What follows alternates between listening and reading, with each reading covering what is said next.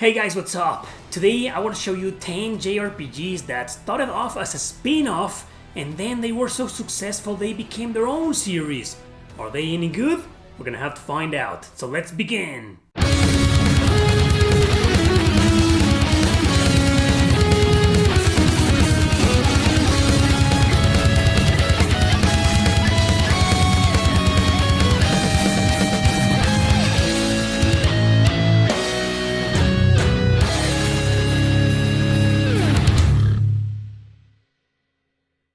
Number 10. Dragon Quest Monsters.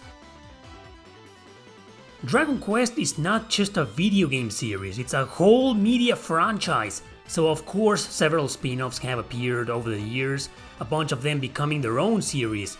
My personal favorite is Dragon Quest Heroes, but there's only 2 games so far. Perhaps the most notable spin-off is Dragon Quest Monsters. It started on the Game Boy Color and that particular release was actually the very first Dragon Quest published in Europe. Later it was remade on the PS2 and the 3DS, only in Japan. There's been 8 games so far, most of them for portable systems and mobile devices. They revolve around capturing monsters, breeding them and raising them, slightly similar to Monster Rancher or Pokemon. As you may have guessed, I'm not a fan of this spin-off series, but it was so successful it spawned several sequels. The series is still going on apparently, but has been dormant for the past 6 years or so. The latest release was on the Nintendo 3DS called Dragon Quest Monsters Joker 3, only in Japan.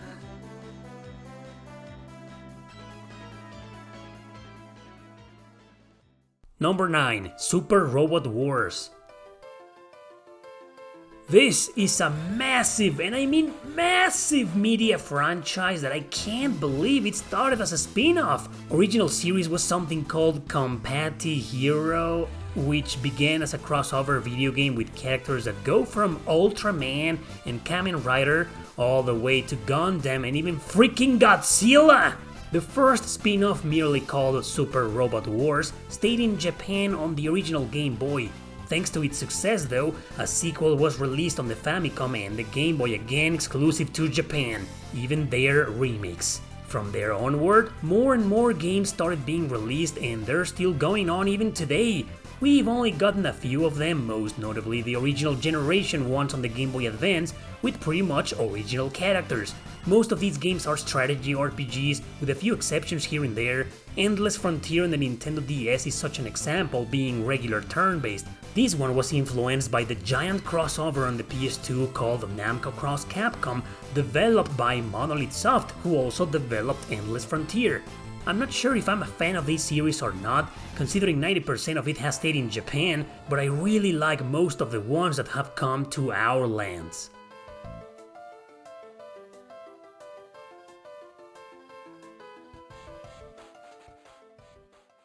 Number 8. Tales of the World.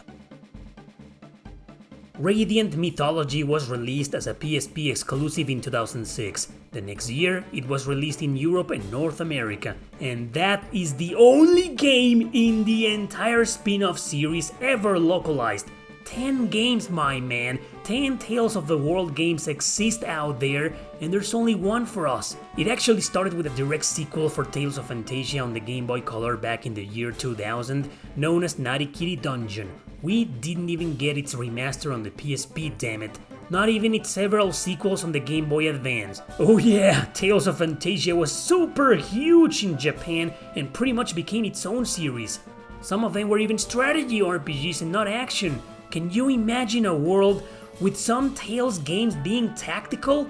Well, it exists, only in Japan! Even Radiant Mythology got 2 direct sequels on the PSP, crossovers with more characters from the main series. The only explanation I have for this severe lack of localization is that they were all released back in the mid-2000s, when Tales wasn't nowhere near as big as it is today in the West. The last one was Tales of the World Tactics Union for mobile devices in 2012. 2 years later, it will receive a port on the 3DS called Reve Unigia. Tales was already big back then, right? Well, what can I say? We only got Radiant Mythology and it's an alright action RPG, but far from the best ones on the PSP.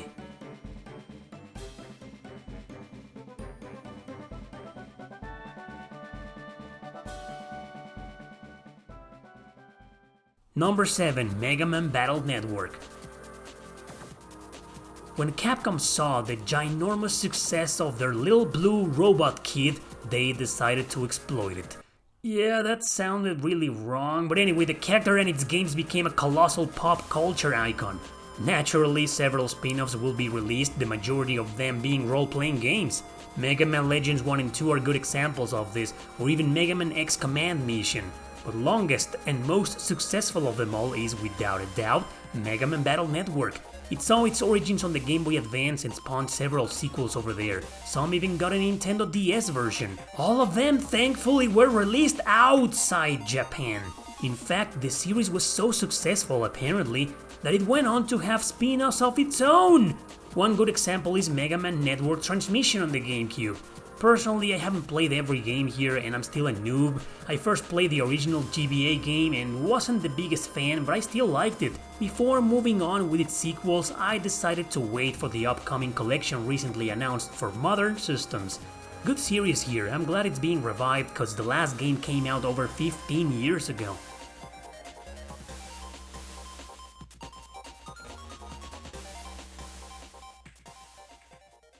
Number 6. Final Fantasy Crystal Chronicles. I don't think Square Enix knew that their bizarre experiment on the GameCube will be successful enough to become its own series. It began as some strange action RPG that I still find it so hard to explain nowadays. I never properly understood it, so I never became a fan. Its sequels, however, became regular action RPGs, and the one I tried on the Nintendo DS called Ring of Fates was way more to my liking. So yeah, Crystal Chronicles became a bunch of games after the first one. Unfortunately, only a few of them were decent until its last release on the Wii called The Crystal Bearers. A convoluted and mediocre action RPG with surprisingly great music, but boring gameplay.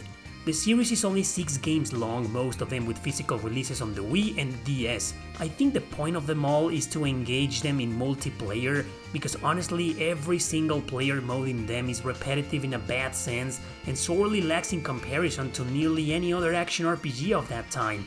It's nice to see that a weird exclusive on the GameCube was successful enough to become a series though. It was remastered recently on the Switch, PS4 and phones a couple of years ago. Who knows if we'll ever see more in this little series in the future.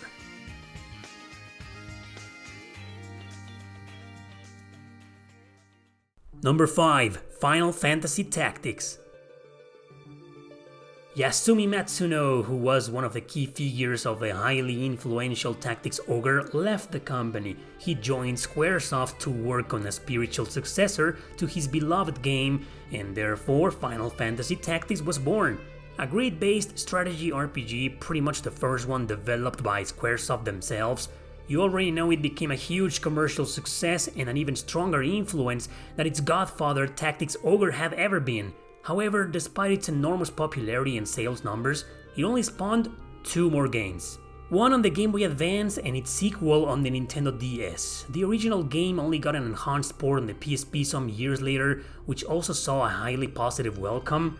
I don't understand why Square Enix never did anything more with this series. Perhaps the reason lies in the mixed reception its 2 little sequels had, which were their own thing in terms of story and even some gameplay mechanics. It is actually accurate to say that the original never really got a true sequel to it, but fans are still hoping to see it return one of these days. I think Square Enix knows how popular and influential it is as a video game.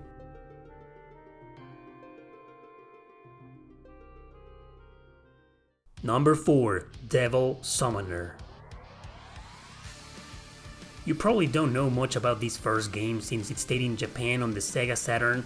Its port to the PSP also remained over there, unfortunately. But this is where it all started, you know? All of those Devil Summoner games. Soul Hackers, an indirect sequel, also remained a Japanese exclusive for a while, both its Saturn and PS1 versions. The Nintendo 3DS remake finally reached overseas in 2013. However, long before that happened, we saw 2 obscure iterations that are nowadays quite rare and expensive on the PS2, the ones maybe you're familiar with, the Raidou Kusunoha games. 2 solid action RPGs that, unlike Soul Hackers being kinda science fiction, take place in the 1930s. Man, do these 2 need a remake or at least a remaster. Soul Hackers 2, yet another indirect sequel in the series, was released a few days ago for all modern systems except the Switch. For now.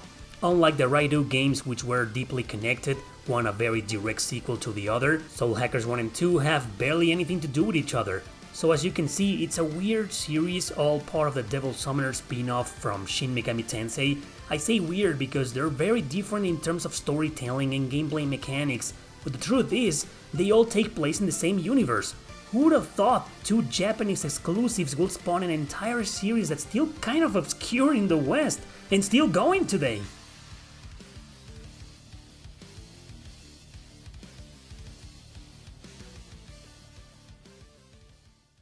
Number 3. Persona. It's hard to believe, I know, Persona started as a spin-off. Most people think of it nowadays as its own series. Well, that's cause it is. But just like every series in this list, it began as a spin-off like I mentioned. Megami Tensei's been around since 1987 and has since then seen multiple spin-offs. We saw the Devil Summoner series before. My favorite is by far Devil Survivor, but there's only 2 games so far, maybe not enough to call it a series per se. Anyway, going back to topic, Revelations Persona was released in 1996 because Shin Megami Tensei If, released only in Japan for the Super Famicom, was very well received over there. It has a high school setting, and Atlus noticed that had been very favorable with fans and critics, so they thought they could expand with a spin-off in a high school setting. The result was the very first Persona game. It got some moderate success, so Atlus decided to expand with a new story, still connected to the first one but standalone nevertheless. 2 games were introduced on the PlayStation, but we only got the third one, Eternal Punishment. We wouldn't see Innocent Sin, the real second game, until its remaster on the PSP. They sure were slightly successful, but the real explosion came from Persona 3. And you probably already know the rest. Big fan of Persona here, 3 is my favorite and I'm glad it's still going on today.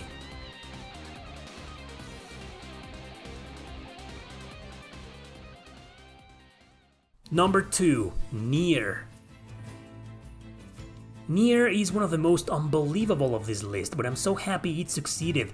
We first got a little trilogy of games called Drakengard, action RPGs influenced by Dynasty Warriors. The first 2 were released on the PS2 to moderate success, and a third one on the PS3 with mixed reviews. In reality, Drakengard was never really successful, and I always believed Square Enix wanted to move on. But Yoko Taro, director and writer of Drakengard 1 and 3, proposed a new idea back in 2010, a spin-off called Nier, which was supposed to be a sequel to one of the endings in Drakengard 1. Yeah. Nier had 2 versions called Replicant and Gestalt, released simultaneously on the PS3 and the Xbox 360. However, we only got the Gestalt version, which features an older protagonist in search for a cure for his sick daughter. Nier was not successful despite positive reviews, and the entire series lay dead until 2017. We hadn't seen the last of Mr. Taro, so he joined up with Platinum Games with the multi-millionaire success of Nier Automata, an indirect sequel to the original release. The game marked a triumphant return of the spin-off, becoming its own series. The 2010 version of Replicant was remade for modern consoles last year, and we also saw a little game for Android called Nier Reincarnation. My favorite game in this series is still the original Gestalt on the PS3 and 360, but I'm a big fan of Automata and Replicant as well. Hope to see a brand new release soon for consoles and not for freaking phones!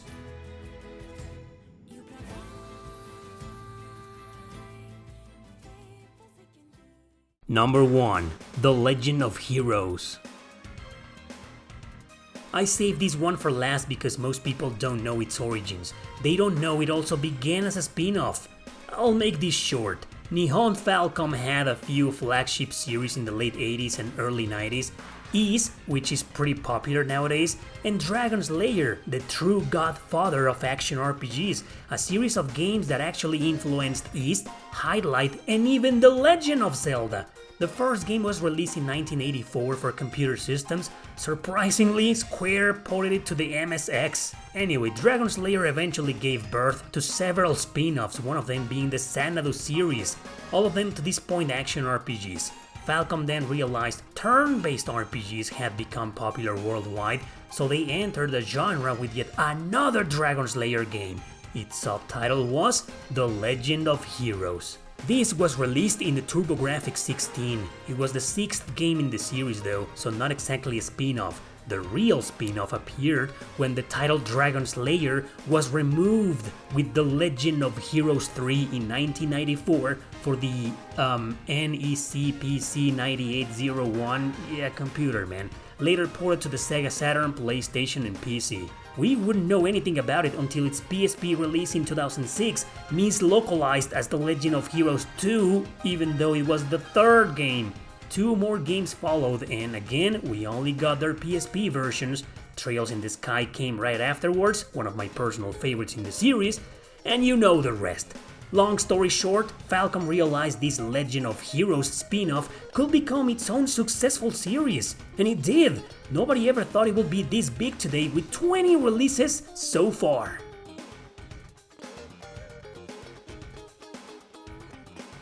And that's all for today, guys. Thanks for watching, and see you next time!